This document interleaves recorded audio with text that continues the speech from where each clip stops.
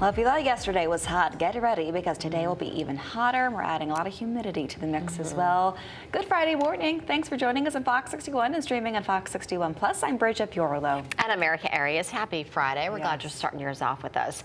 We have issued a weather impact alert for the heat, the humidity, and potential for severe storms later.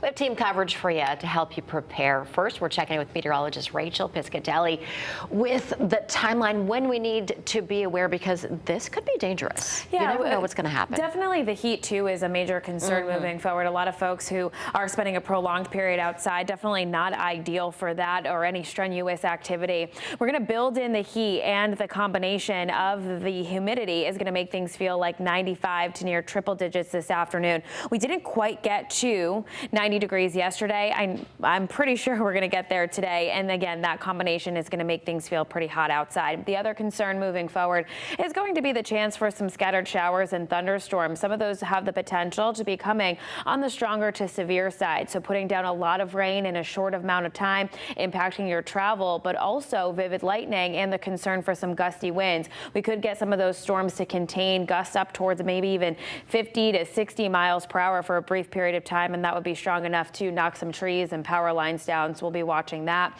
and plan for some power outages. 76 degrees over in New Haven, variable winds at 3 miles per hour there. It's definitely a different feel to the air than we were sitting this time yesterday and even the mornings prior. 69 right now in Torrington, 68 in Waterbury. Our humidity is up. We're creeping up to that tropical-like stuff. You may have even noticed yesterday it was a pretty humid day. We're going to be even higher than that with that tropical-like feel to the air later on this afternoon and into the evening. So if you have plans, maybe you're going golfing, the earlier tee time, the better. Watching those numbers move already by noontime to the low 90s, watching that storm chance after 2 o'clock. Heading through the day tomorrow, it's still very warm, but we're dry. It does look like the pick of the weekend with temperatures in the upper 80s. So if you're planning on maybe heading to the beaches one day this weekend, Saturday is going to be the day to do it. On Sunday, we're watching the chance for some showers. We'll have more details on that and walk you through the hour by hour so you can better prepare for today and also for your Sunday coming up in just a bit. Checking in with the roads this morning here at 6:02. We do have various road work that's starting to wrap up, mainly in the Enfield area. So there's those delays. I was kind of anticipating that in the 5 o'clock hour. So Hartford to Massachusetts is now 24 minutes. Your travel speeds are reduced to around 46 miles per hour. Northbound 91, we're also slow southbound. New Haven to Rhode Island is 66 minutes. No delays as you're heading from 95 south to New York, as well as 84 west from Waterbury into New York as well. Bridget. All right, Rachel, thanks. And as Rachel just mentioned, those storms could bring damaging winds, hail, and heavy rain. Fox 61's Priscilla Meza is live in Hartford with what you can do before severe weather strikes. Priscilla, good morning. Good morning. Now, severe weather can be alarming, but preparation is key when it comes to staying safe and, of course, just knowing what is going on.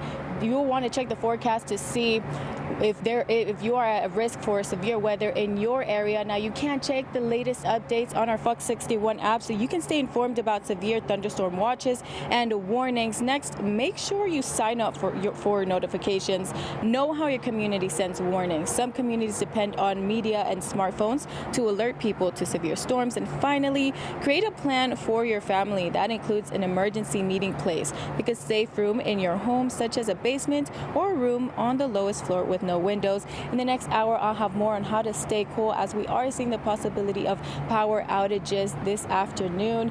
And of course, just staying cool. Live from Hartford, Priscilla Meza, Fox 61. Priscilla, thank you. Important information there. And stick with Fox 61 for the weather impact team for hour-by-hour updates. Keep up with us here on air, online, and on the free Fox 61 News app. We're also streaming anytime on Fox 61 Plus. And 6:04, moving on to a Fox 61 exclusive. Tenants are raising concerns after a fire ripped through their apartment complex last weekend. This happened in New London. Yeah, it did. They want their management company to make changes to make them feel safer. Fox 61's Tim Latow spoke with some of them and heard from the city fire marshal, who says everything about the complex is up to code. Rubble still lines the sidewalk days after that destructive fire here at the Crocker House apartment building. And just like the shattered windows, some residents say their sense of safety is now shattered too. You know, it's probably just one of those pranks again. So it's kind of like the cry wolf situation. But this time when it was cold, it smelled smoke. Xavier Quinones recalls the fire that ripped through his apartment building last weekend. The fire spread to 4 units, according to the New London Fire Department, and 13 tenants were treated for smoke inhalation. In each unit, there are smoke alarms, local smoke alarms not tied into the system, that will activate, and that should alert tenants to then leave, and as they leave, the fire alarm needs to be activated. Pull the pull station by each exit. But Fire Marshal David Heine says when fire crews arrived, the fire alarm had not been pulled. He says that lack of action delays response time and allowed the fire to spread, exposing tenants to the danger of the fire. We'd like to see it done before we get there, just as soon as possible. Like I said, the system is compliant with the fire code, but if you see smoke, smell smoke, please pull the fire alarm. While Fire Marshal Heine says the investigation could take another 2 weeks, he insists the manual fire alarm system is up to code. Having in-unit smoke alarms tied into the building system causes more false alarms, which he says creates another safety issue. It tends to desensitize people to the fire alarm when it goes off, and then people don't pay attention to it. So it's kind of a catch-22. So it's something that should be looked at by other code officials and professionals. Despite false alarms, some tenants say they would feel safer having a fire alarm system connected to individual smoke detectors. It probably would help if there were smoke detectors like in the halls, in like common areas. That way we're not really relying on anyone noticing it. The management company that owns Crocker House declined an on-camera interview, but says Cintas is the company they use for quarterly fire prevention checks. The fire department says fire extinguishers are stored in hazard areas like the boiler and trash rooms, so they're not misused. Fire Marshal Heine encourages tenants to reach out to him if they continue to have concerns. In New London, Tim Latow, Fox 61. 6:07 right now, and since the arrest of a Waterbury woman accused of holding her stepson captive for decades, state officials have called for more transparency from DCF. The agency says it followed standards in place at the time, but lawmakers say it's not enough. Fox 61's Jamel Johnson is in Waterbury with what they want to know. Since she's been arrested, Kimberly Sullivan has been in the spotlight as her and her team try to fight the charges against her. But as prosecutors point the finger at Sullivan, lawmakers like Senator Stephen Harding are pointing the finger at the Department of Children and Family Services. Senator Harding and other minority Republicans believe there's been a lack of transparency from DCF about their investigation and a lack of urgency to release any possible findings to the public. After Sullivan's arrest in March, the department released a statement saying, quote, "There were no records located in that system related to this case. Unsubstantiated investigations and investigation protocols are expunged in the electronic case record after 5 years unless a subsequent investigation is substantiated in accordance with state law." However, the department mentioned records were found in the archived closed records and they'd be reviewing them and making any reforms to practices as needed. In DCF's most recent statement issued to Fox 61, they said, quote, "Our review to date shows that our case practice was consistent with agency standards at the time and that we did not deviate from our policies and practices. It is worthy to note that our policies and practices have significantly evolved over the past 2 decades, and we are prepared to discuss those changes." Commissioner Jody Hill-Lilly says a meeting has been scheduled with Senate leadership over DCF's review of the case,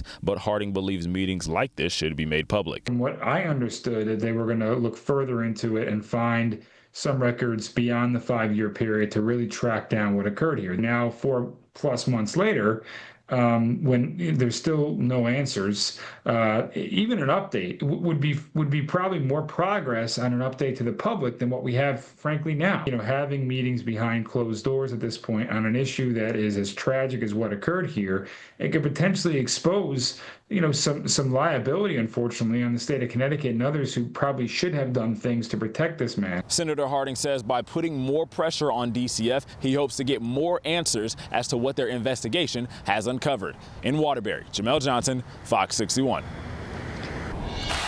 Well, the sun will shine in Connecticut for at least another year. The state's WNBA team is staying put after months of rumors that it might relocate. Fox 61's Victoria Anderson breaks down the announcement and shares how the fans are reacting to it.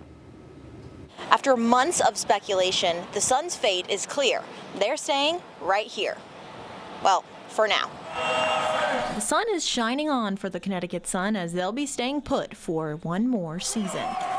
One email to season ticket holders silenced months of rumors. The team saying, "We know there has been a lot of conversation in the media about the future of the team, but please know that we will be playing the 2026 season here at the Mohegan Sun Arena." And that email hit home for fans like Jaylene Piekarski. I personally know people who are involved in the Connecticut Sun and on the dance team, and I know that it's helped them out a lot. Rumors ran rapid after the Mohegan tribe hired a firm focusing on relocating and possibly selling the team. So I was like, why would we leave Connecticut? We don't really have, much representation on a larger scale.